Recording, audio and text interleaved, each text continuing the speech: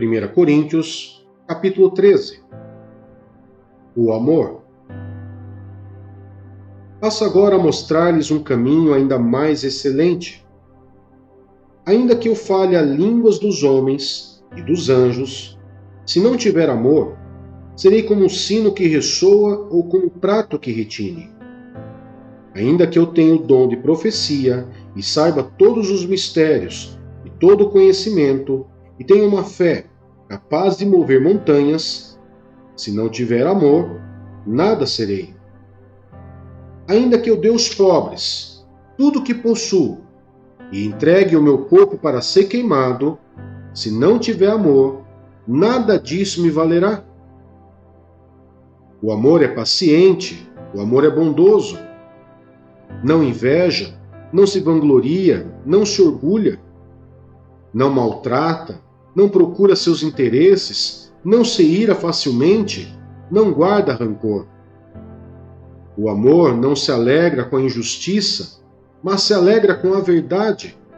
Tudo sofre, tudo crê, tudo espera, tudo suporta.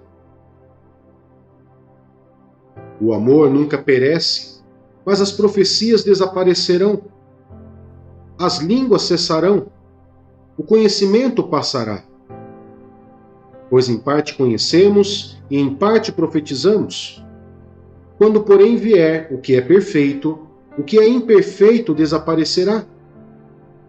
Quando eu era menino, falava como menino, pensava como menino e raciocinava como menino. Quando me tornei homem, deixei para trás as coisas de menino.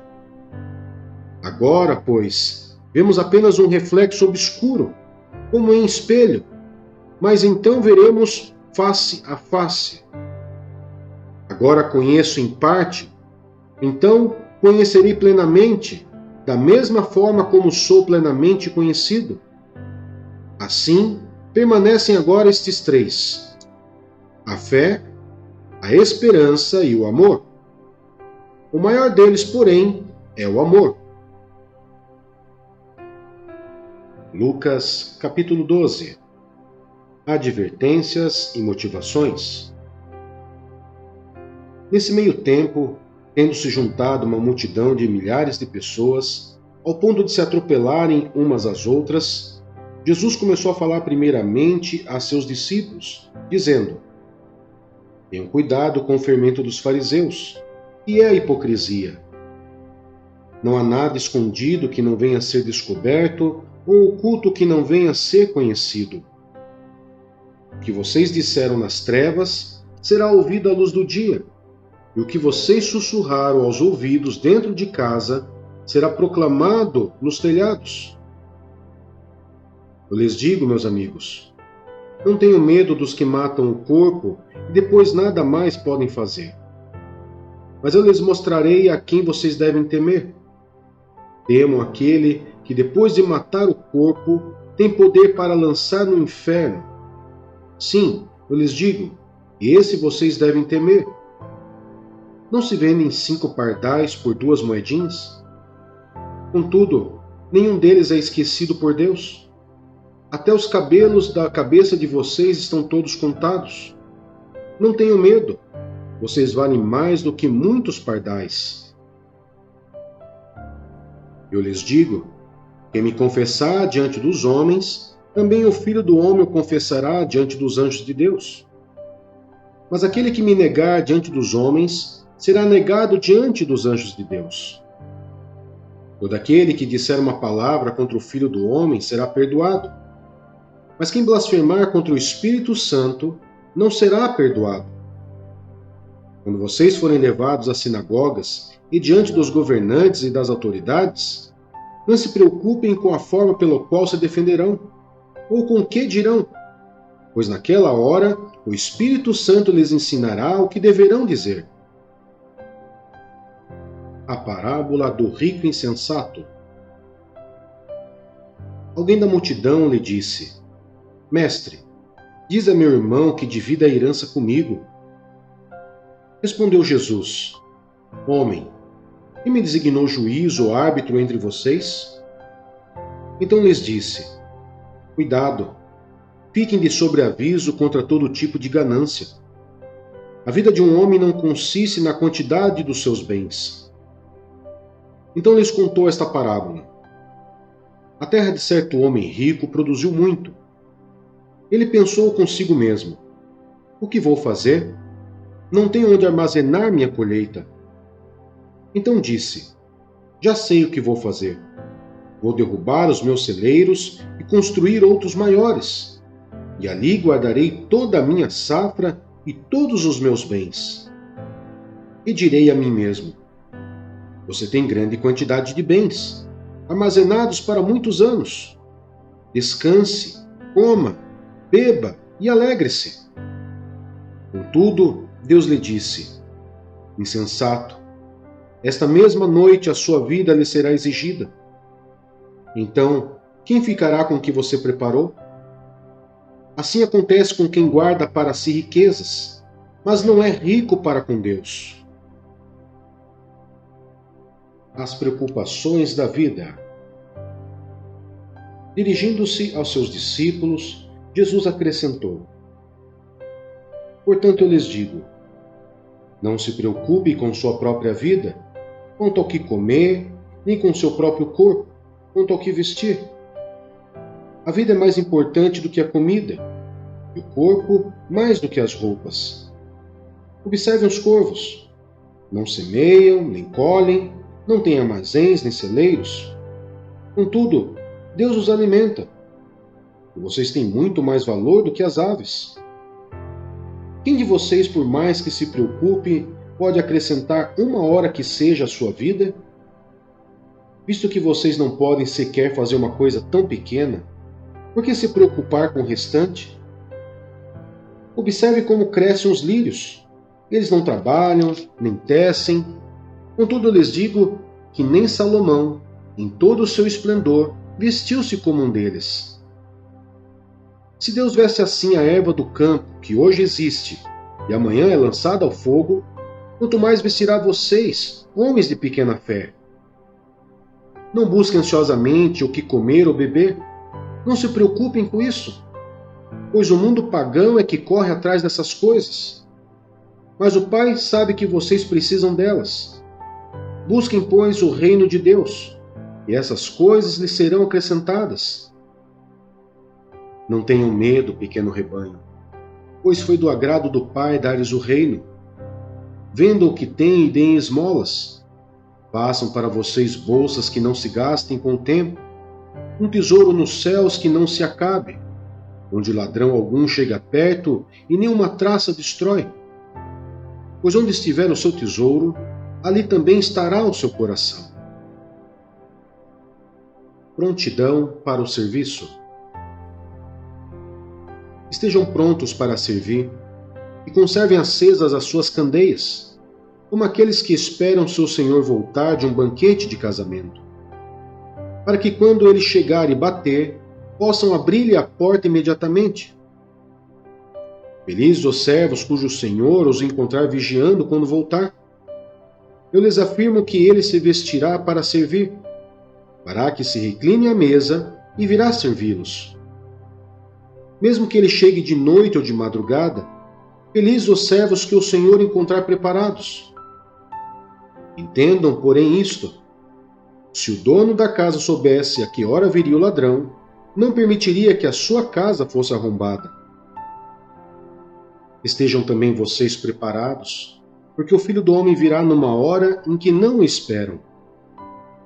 Pedro perguntou: Senhor, estás contando esta parábola para nós ou para todos?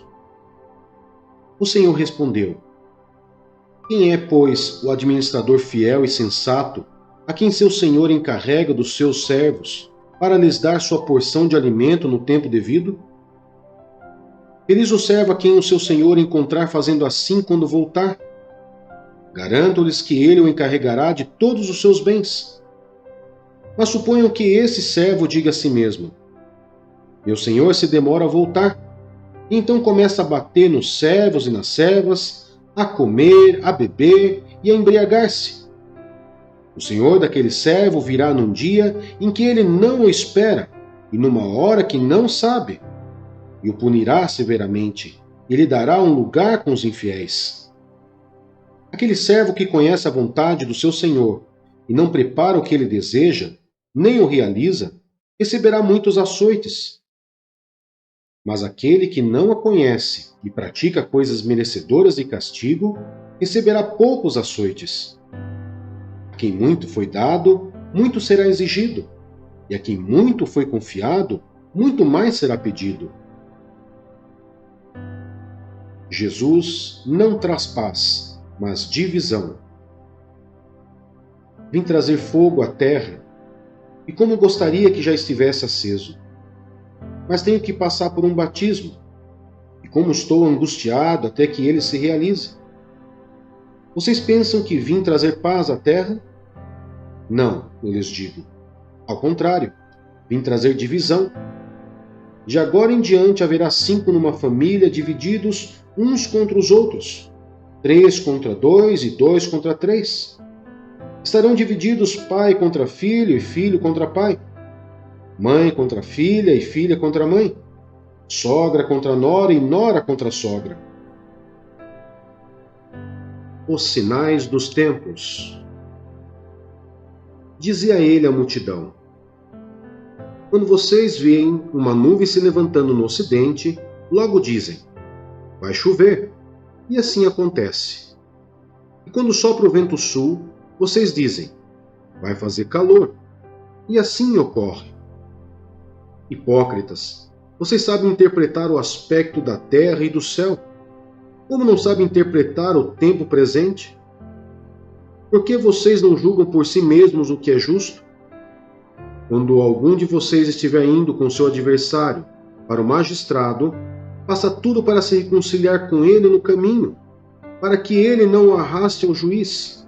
O juiz o entregue ao oficial de justiça e o oficial de justiça o jogue na prisão.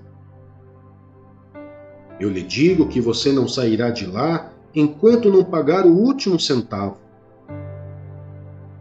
Êxodo capítulo 9. A quinta praga. Morte dos rebanhos. Depois o Senhor disse a Moisés: vá ao faraó e diga-lhe que assim diz o Senhor, o Deus dos hebreus: deixe meu povo ir para que me preste culto. Se você ainda não quiser deixá-lo ir e continuar a impedi-lo, saiba que a mão do Senhor trará uma praga terrível sobre os rebanhos do faraó, que estão nos campos: os cavalos, os jumentos, os camelos, os bois e as ovelhas. Mas o Senhor fará distinção entre os rebanhos de Israel e os do Egito. Nenhum animal dos israelitas morrerá. O Senhor estabeleceu um prazo. Amanhã o Senhor fará o que prometeu nesta terra. No dia seguinte, o Senhor o fez. Todos os rebanhos dos egípcios morreram, mas nenhum rebanho dos israelitas morreu. O faraó mandou verificar e constatou que nenhum animal dos israelitas havia morrido. Mesmo assim, seu coração continuou obstinado e não deixou o povo ir. A sexta praga. Feridas purulentas. Disse mais o Senhor a Moisés e Arão: tire um punhado de cinza de uma fornalha, e Moisés a espalhará no ar, diante do faraó. Ela se tornará como um pó fino sobre toda a terra do Egito, e feridas purulentas surgirão nos homens e nos animais em todo o Egito. Eles tiraram cinza de uma fornalha e se puseram diante do faraó. Moisés a espalhou pelo ar, e feridas purulentas começaram a estourar nos homens e nos animais. Nem os magos podiam manter-se diante de Moisés, porque ficaram cobertos de feridas, como os demais egípcios. Mas o Senhor endureceu o coração do faraó, e ele se recusou a atender Moisés e Arão, conforme o Senhor tinha dito a Moisés. A sétima praga. Granizo. Disse o Senhor a Moisés: levante-se logo cedo, apresente-se ao faraó e diga-lhe que assim diz o Senhor, o Deus dos hebreus: deixe o meu povo ir para que me preste culto. Caso contrário, mandarei desta vez todas as minhas pragas contra você, contra os seus conselheiros e contra o seu povo, para que você saiba que em toda a terra não há ninguém como eu. Porque eu já poderia ter estendido a mão, ferido você e o seu povo como a praga que teria eliminado você da terra. Mas eu o mantive em pé exatamente com esse propósito: mostrar-lhe o meu poder e fazer que o meu nome seja proclamado em toda a terra. Contudo, você ainda insiste em colocar-se contra o meu povo e não o deixa ir. Amanhã, a esta hora, enviarei a pior tempestade de granizo que já caiu sobre o Egito, desde o dia da sua fundação até hoje. Agora, mande recolher os seus rebanhos e tudo o que você tem nos campos. Todos os homens e animais que estiverem nos campos, e não tiverem sido abrigados, serão atingidos pelo granizo e morrerão. Os conselheiros do faraó, que temiam a palavra do Senhor, apressaram-se em recolher aos abrigos os seus rebanhos e os seus escravos. Mas os que não se importaram com a palavra do Senhor, deixaram os seus escravos e os seus rebanhos no campo. Então o Senhor disse a Moisés: estenda a mão para o céu e cairá granizo sobre toda a terra do Egito, sobre homens, sobre animais e sobre toda a vegetação do Egito. Quando Moisés estendeu a vara para o céu, o Senhor fez vir trovões e granizo, e raios caíam sobre a terra. Assim o Senhor fez chover granizo sobre a terra do Egito. Caiu granizo e raios cortavam o céu em todas as direções. Nunca houve uma tempestade de granizo como aquela em todo o Egito, desde que esse se tornou uma nação. Em todo o Egito, o granizo atingiu tudo o que havia nos campos, tanto homens como animais. Destruiu toda a vegetação, além de quebrar todas as árvores. Somente na terra de Gósen, onde estavam os israelitas, não caiu granizo. Então o faraó mandou chamar Moisés e Arão e disse-lhes: desta vez eu pequei. O Senhor é justo.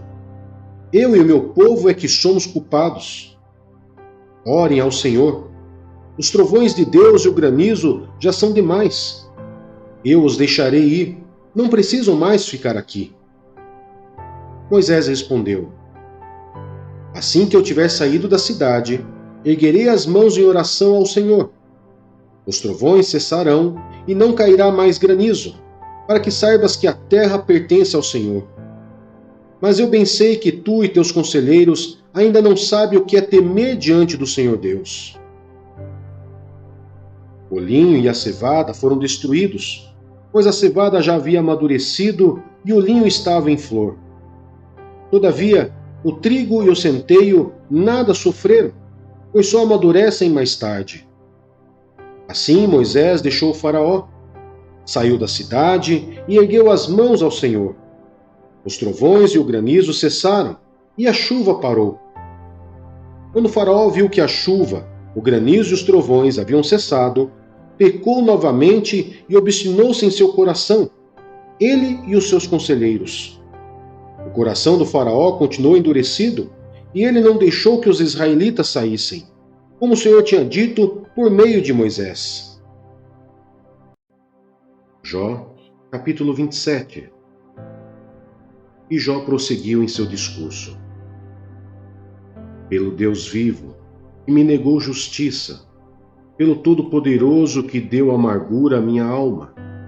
Enquanto eu tiver vida em mim, o sopro de Deus em minhas narinas, meus lábios não falarão maldade, e minha língua não proferirá nada que seja falso. Nunca darei razão a vocês. Minha integridade não negarei jamais até a morte. Manterei minha retidão e nunca deixarei. Enquanto eu viver, a minha consciência não me repreenderá. Sejam os meus inimigos como os ímpios, e os meus adversários como os injustos. Pois qual é a esperança do ímpio quando é eliminado, quando Deus lhe tira a vida?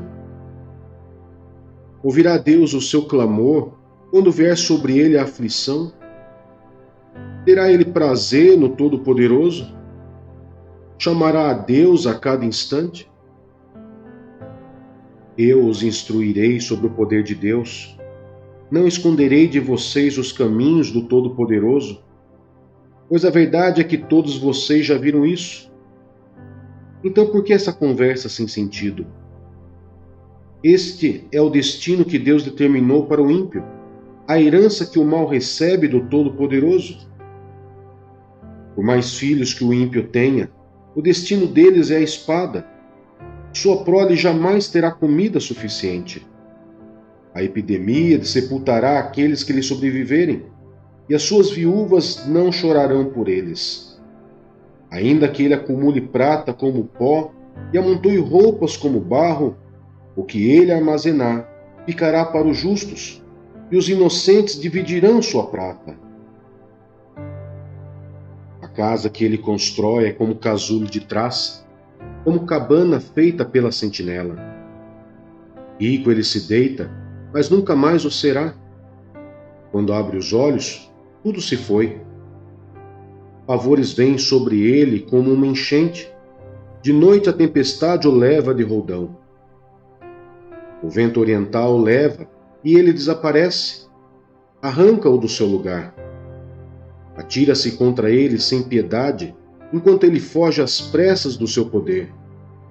Bate palmas contra ele e com assobios o expele do seu lugar.